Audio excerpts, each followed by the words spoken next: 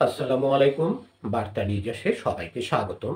White হাউসে Zelensky ও ইউরোপীয় নেতাদের সঙ্গে সোমবার বৈঠক বসছেন ট্রাম্প। যুক্তরাষ্ট্রের প্রেসিডেন্ট ডোনাল্ড ট্রাম্প আগামীকাল সোমবার হোয়াইট হাউসে ইউক্রেনের প্রেসিডেন্ট ভলোদিমির জেলেনস্কির সঙ্গে বৈঠকে বসতে যাচ্ছেন। এতে ইউরোপের কয়েকজন নেতাকেও আমন্ত্রণ জানানো হয়েছে।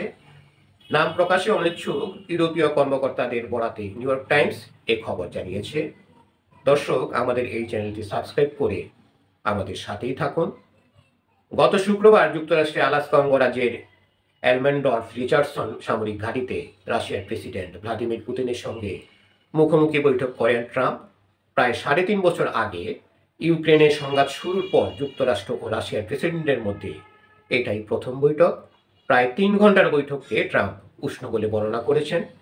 অন্যদিকে পুতিনের মতে বৈঠককে খোলামেলা ও গঠনমূলক আলোচনা হয়েছে। ট্রাম্প ও পুতিনের প্রত্যাশা, তাদের এই বৈঠক ইউক্রেন সংঘাতের সমাধানে অগ্রগতি আনতে পারবে।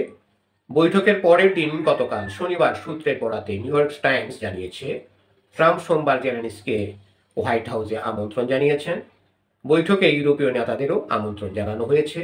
তবে ইউরোপের কোন কোন নেতাকে আমন্ত্রণ জানানো হয়েছে তা তাৎক্ষণিকভাবে জানা যায়নি। গতকাল সকালে জেলেনস্কি সামাজিক যোগাযোগ মাধ্যম এক্সকে এক পোস্টে জানান, সোমবার তিনি ওয়াশিংটন যাবেন। পরে ট্রাম্পও তা নিশ্চিত করেছেন। নিউ ইয়র্ক টাইমসের খবরে বলা হয়েছে, ট্রাম্প সম্ভবত জেলেনস্কির কাছে রাশিয়ার সঙ্গে চুক্তির একটি প্রস্তাব উপস্থাপন করবেন।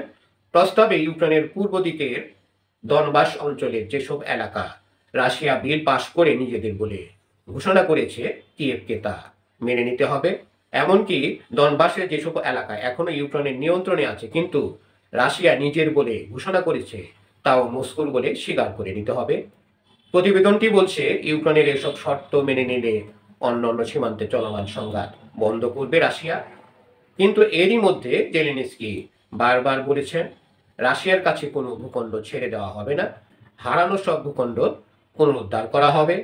ট্রাম্প ও পুতিনের আলাস্কা বৈঠকের পর যুক্তরাজ্য, France, Germany, Italy, Finland, Poland ও ইউরোপীয় ইউনিয়নের নেতারা একটি যৌথ বিবৃতি প্রকাশ করেছেন। সেখানে তারা প্রেসিডেন্ট ট্রাম্প ও জেলেনস্কির সঙ্গে ইউরোপের সহযোগিতা ত্রিপক্ষীয় বৈঠককে বসার ব্যাপারে নিজেদের প্রস্তুতির কথা জানান। আলাস্কা বৈঠকের পর ক্রেমলিনের উপদেষ্টা ইউরি উশাকভ জানিয়েছিলেন, পুতিন, ট্রাম্প ও জেলেনস্কির সম্ভাব্য বৈঠক নিয়ে রাশিয়া ও যুক্তরাষ্ট্র এখনো আলোচনা করেনি। গত বৃহস্পতিবার ফক্স বিজনেসকে দেওয়া সাক্ষাৎকারে যুক্তরাষ্ট্রের অর্থমন্ত্রী স্কট বেসন্ট বলেছিলেন, ইউক্রেনের ইউরোপীয় সমর্থকদের কাজ দেখাতে না পারলে চুপ থাকা উচিত। ইউক্রেন সংঘাত বন্ধের সমাধান খুঁজে বের করতে চেষ্টা করছে যুক্তরাষ্ট্র। এই পরিস্থিতিতে ওয়াশিংটনের কাছে ইউরোপের দাবি দেওয়া হাজির করা বন্ধ করতে হবে। ধন্যবাদ সবাইকে আমাদের সাথে থাকার জন্য। আমাদের চ্যানেলটি সাবস্ক্রাইব করে আমাদের সাথেই থাকুন।